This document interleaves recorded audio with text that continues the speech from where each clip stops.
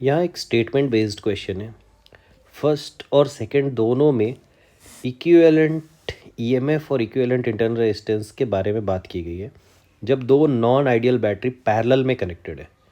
तो पहले तो मैं ये देखता हूँ कि दो नॉन आइडियल बैटरी जब पैरेलल में कनेक्टेड होती है तो उनका ईएमएफ और रेजिस्टेंस होता कितना है। अगर ये ऐसे कनेक्टेड है E1 R1 और E2 R2, ठीक है, this is E1 R1 and E2 R2।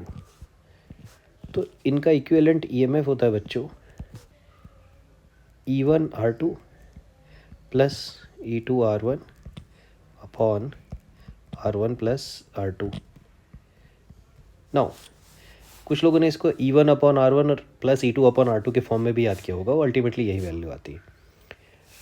अब ये जो रेजिस्टेंस आता है, इसका इक्विवेलेंट रेजिस्टेंस जो आता है वो तो आता है बच्चों 1/R1 प्लस 1/R2, और ये डेफिनेटली जो है वो दोनों से छोटा होता है, लेसर देन द लीस्ट होता है।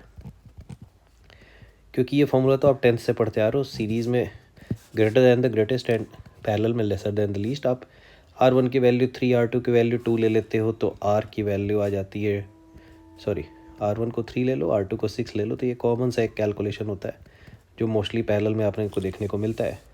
सो इन दैट केस आपको मिलता है यहाँ पे 2। तो ये तो क्लियरली आपको समझ में आता है कि ये क्या होता है, लेसर देन द लीस्ट होता है। आप मैथमेटिकली जाओगे तो भी ये प्रूफ हो जाएगा कि 1/R1 में कुछ आपने ऐड किया है। सपोज R1 वाली वैल्यू लीस्ट है, ध्यान से देखना। एक हो गया एग्जाम्पल, दूसरा हो गया मैं एज्यूम कर रहा हूँ सपोज R1 और R2 में R1 छोटा है, तो मैंने 1/R1 में थोड़ा तो कुछ ऐड किया है। तो ये वाली वैल्यू जो आ रही है ये राइट हैंड साइड की, वो 1/R1 से तो ज़्यादा है, ठीक है। तो मैं ये क्या बोलूँगा, 1/R equivalent is slightly greater than 1/R equivalent is slightly greater than 1/R1। अगर मैं इसका उल्टा कर देता हूँ तो क्या मुझे मिल जाएगा, R equivalent is less than R1। और मैंने एज्यूम किया था R1 जो है वो R1 R2 में लीस्ट है, तो ये वाली वैल्यू तो लेसर देन द लीस्ट आती है। तो ये तो एक 10th क्लास से हमने याद भी किया होता है रिजल्ट के लेसर देन द लीस्ट होता है, पहली बात। दूसरी बात कि एक एग्जांपल लेके देख लो। तीसरा चाहो तो आप ऐसे देख लो। तो यहाँ से तो आप R इक्विवेलेंट पूरा सॉल्व कर लेते हो कि भाई वो पक्का लेसर देन द लीस्ट आता है, मतलब सेकंड स्टेटमेंट करेक्ट है, 3 रीज़न से, 3 एक्सप्लेनेशन से। अब आते हैं कि क्या यही चीज़ ईएमएफ पे अप्लाई होती है नहीं होती है, ठीक है, कोई बात नहीं, इसको करके देखते हैं। अब भाई देखो ये जो है ये एक टाइप का मीन के जैसा है जिसको आप वेटेड एवरेज बोलते हो, बस E1 के साथ R2 और E2 के साथ R1 है। तो आपको पता है कि ये वाली वैल्यू जो है वो E1 और E2 के बीच में भी आ सकती है अगर R1 और R2 जो है वो इक्वल नहीं है।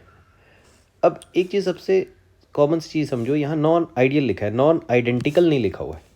तो मैं इसको आइडेंटिकल निकाल के क्यों ना चेक कर लूँ कि मान लो मैंने E1 को 10 लिया है और R को कुछ भी लिया हुआ है, E2 को भी 10 लिया है, R कोई भी वैल्यू ली है, नीचे आप R प्लस R रखोगे तो ये अल्टीमेटली 10 ही आ जाएगा।